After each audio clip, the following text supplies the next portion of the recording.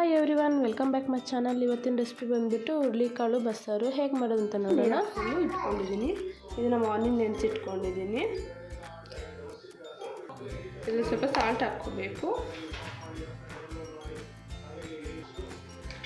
Lid close ಮಾಡಿ 3 whistles ಬಂದಮೇಲೆ stove off ಮಾಡ್ಕೋಬೇಕು. ಇಲ್ಲಿ ಮಸಾಲೆಗೆ ಫ್ರೈ ಮಾಡ್ಕೊಳ್ಳೋಣ. ಎಲ್ಲ ಬಿಸಿ ಆಗೋಕ್ಕಿತ್ತು. ಇದರಲ್ಲಿ ಸ್ವಲ್ಪ ಆಯಿಲ್ ಹಾಕ್ಕೊಳ್ಳೋಣ. ಇದರಲ್ಲಿ ಒಂದು ಆನಿಯನ್ನು ಕಟ್ ಮಾಡ್ಕೊಂಡು ಹಾಕ್ಕೊಳ್ತಾ ಇದ್ದೀನಿ. ಒಂದು ಟೊಮೆಟೊ,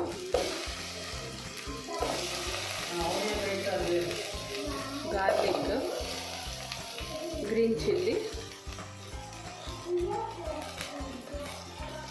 ಕೊರಿಯಂಡರ್ ಸ್ವಲ್ಪ,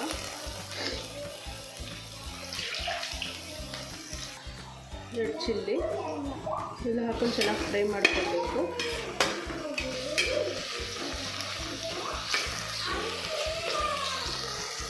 ಇದು ಸ್ವಲ್ಪ ಕೋಕೋನಟ್,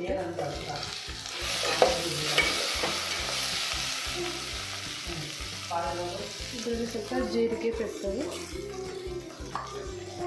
ಹಾಕೊಂಡು ಚೆನ್ನಾಗಿ ಮಿಕ್ಸ್ ಮಾಡ್ಕೊಳ್ಬೇಕು. ಚೆನ್ನಾಗಿ ಫ್ರೈ ಆಗಿದೆ. ಸ್ಟವ್ ಆಫ್ ಮಾಡಿಕೊಂಡು ತಣ್ಣಗಾದ್ಮೇಲೆ ಆನ್ ಮಾಡ್ಕೋಬೇಕು. ಇದೊಂದು ಸ್ವಲ್ಪ ಟರ್ಮರಿಕ್, ಸಾಂಬಾರು ಪೌಡರ್ ಸ್ವಲ್ಪ 1 ಸ್ಪೂನು, ಇದು ಮಿಕ್ಸ್ ಮಾಡಿಕೊಂಡು ಸೈಡ್ಗೆ ಇಟ್ಕೊಳ್ಳೋಣ. ತಣ್ಣಗಾಗಕ್ಕೆ ಬಿಡೋಣ. ಇಲ್ಲಿ ವಿಸಿಲ್ ಬಂದಾಗಿದೆ. ಗ್ಯಾಸ್ ರಿಲೀಸ್ ಮಾಡಿಕೊಂಡು ಲಿಡ್ ಓಪನ್ ಮಾಡಿಕೊಳ್ಳೋಣ. ಇದರಲ್ಲಿ ನೀರು ಸಪ್ರೇಟ್ ಮಾಡ್ಕೋಬೇಕು. ಹುರುಳಿಕಾಳನ್ನ ಸ್ವಲ್ಪ ಮಸಾಲೆಗೆ ಹಾಕ್ಕೊಳ್ಳೋಣ.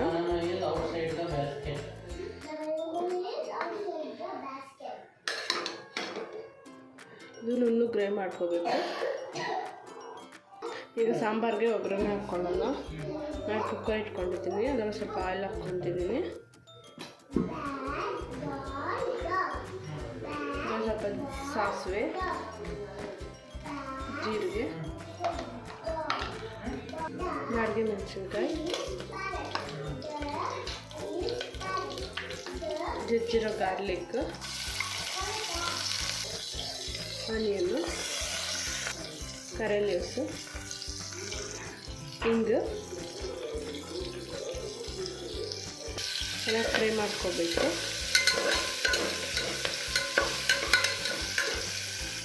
ಚೆನ್ನಾಗಿ ಫ್ರೈ ಆಗಿದೆ. ನಾವು ಹುರುಳಿಕಾಳಲ್ಲಿ ನೀರನ್ನ ಸಪ್ರೇಟ್ ಮಾಡ್ಕೊಂಡಿರೋದನ್ನು ಇದನ್ನು ಹಾಕ್ಕೊಳ್ಳೋಣ.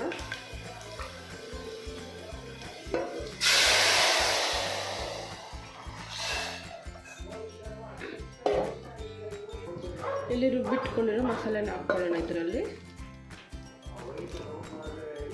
ಇದು ಸ್ವಲ್ಪ ಕರಿ ಲೀವ್ಸು, ಸ್ವಲ್ಪ ಸಾಲ್ಟ್. ಇಲ್ಲಿ ನಾವು ಹುರುಳಿಕಾಳು ಬೇಯಿಸೋವಾಗ ಸ್ವಲ್ಪ ಸಾಲ್ಟ್ ಹಾಕ್ಕೊಂಡಿರ್ತೀವಿ, ನೋಡ್ಕೊಂಡು ಹಾಕ್ಕೋಬೇಕು. ಹಾಕ್ಕೊಂಡು ಚೆನ್ನಾಗಿ ಮಿಕ್ಸ್ ಮಾಡ್ಕೋಬೇಕು.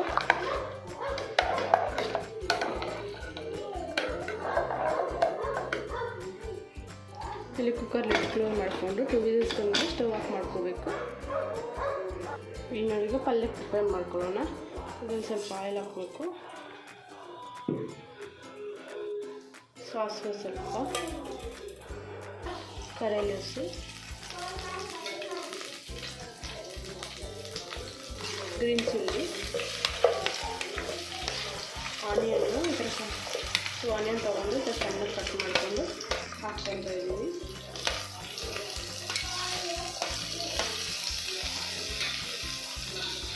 ಇದು ಸಾಫ್ಟ್ ಆಗೋವರೆಗೂ ಚೆನ್ನಾಗಿ ಫ್ರೈ ಮಾಡ್ಕೋಬೇಕು.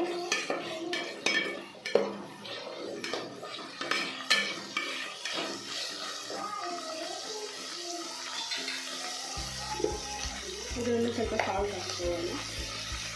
ರುಚಿಗೆ ತಕ್ಕಷ್ಟು ಸಾಲ್ಟು,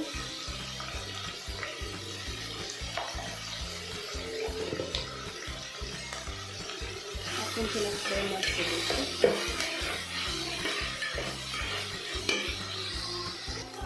ಚೆನ್ನಾಗಿ ಫ್ರೈ ಆಗಿದೆ. ಇದನ್ನು ನಾವು ಬೇಯಿಸಿಟ್ಕೊಂಡು ಹುರುಳಿಕಾಳು ಹಾಕ್ಕೊಳ್ಳೋಣ. ಹಾಕ್ಕೊಂಡು ಚೆನ್ನಾಗಿ ಮಿಕ್ಸ್ ಮಾಡ್ಕೋಬೇಕು.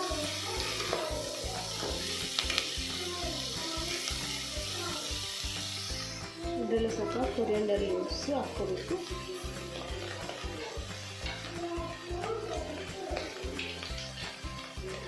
ಸ್ವಲ್ಪ ಚೆನ್ನಾಗಿ ಮಿಕ್ಸ್ ಮಾಡ್ಕೋಬೇಕು.